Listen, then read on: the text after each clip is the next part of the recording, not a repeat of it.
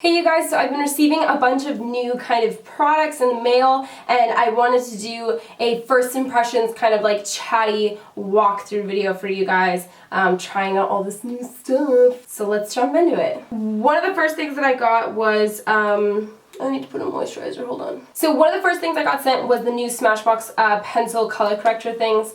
They have 4 different shades. They have like a light peach, a dark peach, a green, and a lavender. Color correcting has been like a big old thing this year, hasn't it? It's like kind of the new contouring in terms of like, you know, what brands are coming out with and stuff like that. It's just trending right now. So anyways, I'm going to try them out. I've been trying out like everybody's color correctors. I'm going to be using the lightest color. It's called Look Less Tired Light under my eyes to correct my under eye discoloration. But yeah, so one thing that I will say is that I don't normally color correct. I've been doing it lately because so many brands have been coming out with their little color correcting things. But definitely, you guys, like, don't feel the need to jump on the board of this train. Jump on the board? Don't feel the need to jump on board just because you're seeing it a ton. Most of you probably don't need to color correct. The only time that I color correct is when I have like extreme discoloration or when I see extreme discoloration in a client. Typically, most people don't really experience this all that much, but if you do, feel free to color correct. Definitely, if you're fair skin, you don't need that really like dark intense orange color. You just need kind of like a light peach or light salmon, and that will be enough to color correct. And you don't need a ton of it. You don't have to apply so much that you have to spend like a ton of time, you know, applying other colors over top to blend it out afterwards. So basically the whole idea of color correcting is to neutralize whatever tone it is that you're seeing. So if you have like blue under eyes, you want to go in with like an orange base. If you're looking at a color wheel, those colors are going to be opposite. Same thing if you're wanting to cover red, obviously green, all those kind of things, right? That actually worked great. It neutralized the color really nicely, and it wasn't super heavy or chalky, which I actually like, so I'm okay with this. Then I'm going to do the one called Get Less Red. It's just green. I'm going to apply that just to any little spots where I have a little bit of redness. Because these are smaller spots, I'm just going to blend them out with my finger. So I'm not going to smear them. Instead, I'm just going to dab my finger over top. These ones I'm going to smear a little bit. Just because it's like a larger area. So I'm just kind of smearing there. Really getting into them crevices. So the first thing you'll kind of see with color correcting is that like now, well, I don't know if you guys can see, I don't know how well it translates, but it can sometimes make the skin look a little bit dull after you go in and color correct, especially with that green. So you really do have to do it underneath your foundation. I've been seeing some kind of color correcting videos on Instagram where it's like they put it on their foundation and then color correcting, and then they're like spending a ton of time having to cover it up. Most people don't really have the time to do that, but it's also just like not the probably most efficient way to go about it. What I do is just obviously I apply it directly onto my bare skin, and then I'm going to go ahead and apply my foundation over top, and then anytime I need to go in with an extra concealer over top of that, which hopefully we shouldn't need to, that's basically it's going to be my method. So I'm just going to go in with my foundation. I'm going to use a little bit of my Dior Star mixed with my MAC Studio Water Weight one, because this one's a little bit too dark. And then I'm just going to apply my foundation over top, just like normal. And in the areas where we have color correcting especially, we just want to really dot that product on instead of smearing. Anytime that you smear, you're obviously going to move whatever the product that you have underneath is, so. I am going to go with a little bit of my NARS concealer just over top. More to lighten up than anything. Oh, I got some on my nose. I'm liking how my base looks actually right now. I am going to go, this is like sacrilege on my channel, but I'm going to go and powder my skin. I've just been creasing a little bit, you know, getting older. I've been creasing a little bit underneath my eyes and around my lips. So I'm going to just powder those areas. I like to powder really selectively, and a lot of people ask me why I don't powder my face, but honestly, 2 reasons. It's because I don't like the feel of powder on my face, but also because I like my skin to look really shiny and dewy. I feel like my foundation eventually wears off kind of thing throughout the day anyways, but if I set it with a powder, it wears off more patchy, whereas if I don't set it at all, it just kind of wears off nicely, you know what I mean? And I'm living that single life, dude. I don't need like, I'm not worried about you know, my makeup smudging on my like boyfriend's pillow. That's not a concern for me, thankfully. So yeah, so that's my base so far. I do have a couple more base products that I'm gonna apply at the end, but for right now I'm feeling pretty good. We're gonna move on to eyes. So I'm gonna start by applying the new Kat Von D Lock It Color Correcting Eyeshadow Primer. It's in kind of like a pencil form. Whoa, you guys know I never stray too far from my MAC paint pot, so I'm interested to see how this holds up. I think the color's okay. The only thing I would say is that I don't know if it would be pigmented enough for somebody who had like more extreme discoloration on their eyelids. So if you're one of those people, I would probably suggest going for something maybe a little bit heavier if you're looking to cover that discoloration. I do like that I can get like right around my brows if they're already on like they are today.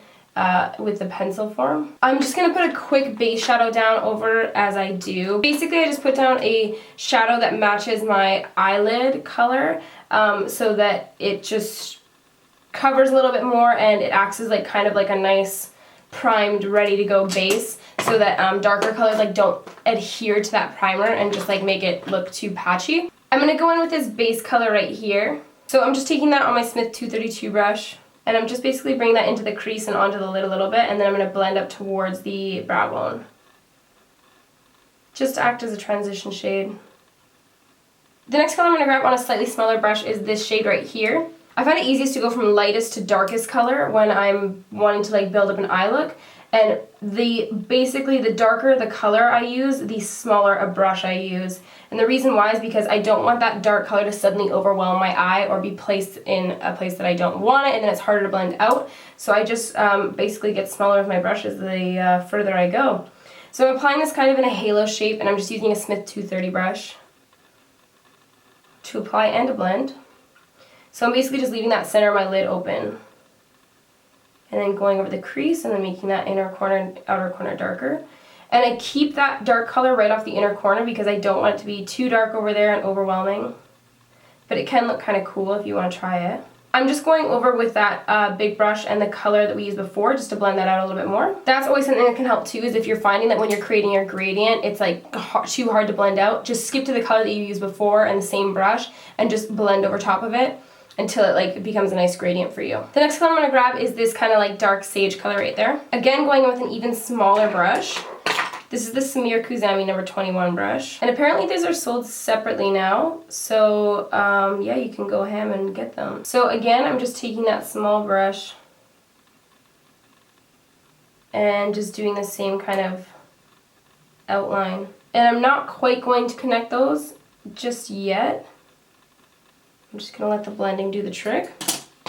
Switching to a little bit more of a bigger brush for blending out.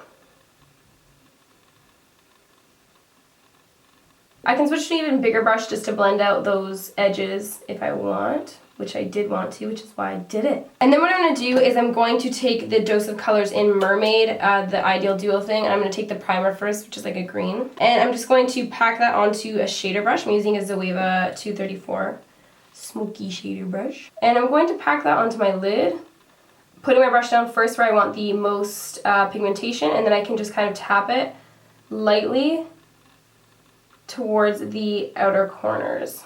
And then I'm going to take the second part of that Ideal Duo, the glitter part, and I'm just going to tap that over top. Again, putting my brush down in the center first and then tapping towards the inner and outer corners.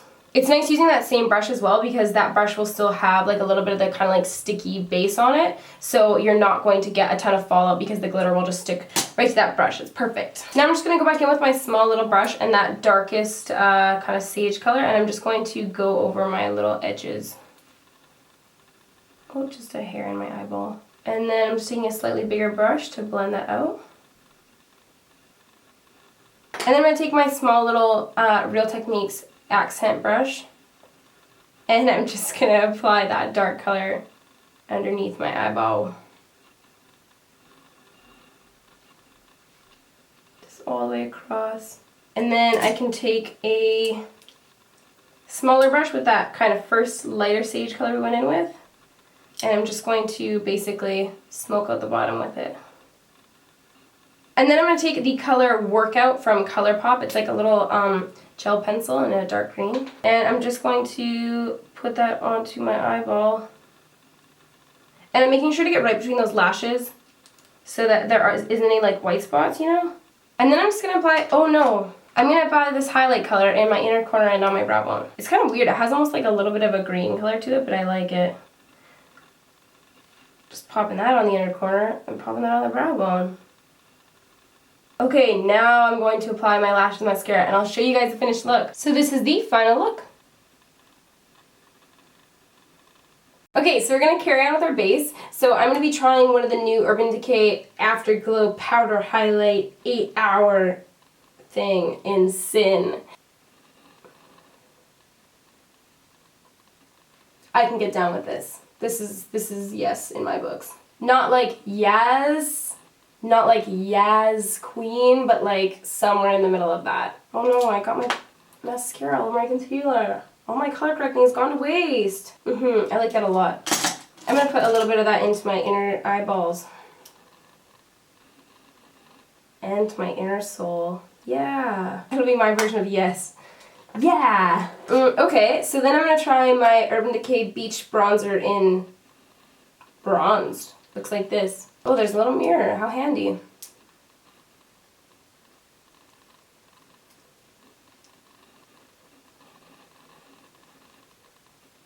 I actually like this. It's maybe a little bit red, but it's pretty.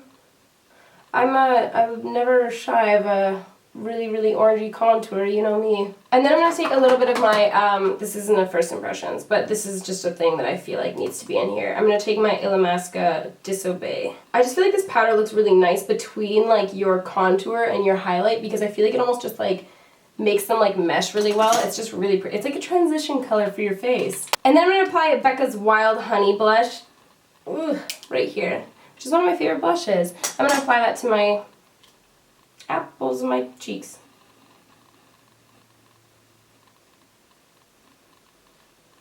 And then for my final first impression, I'm going to apply the new ColourPop K-pop color in Chi.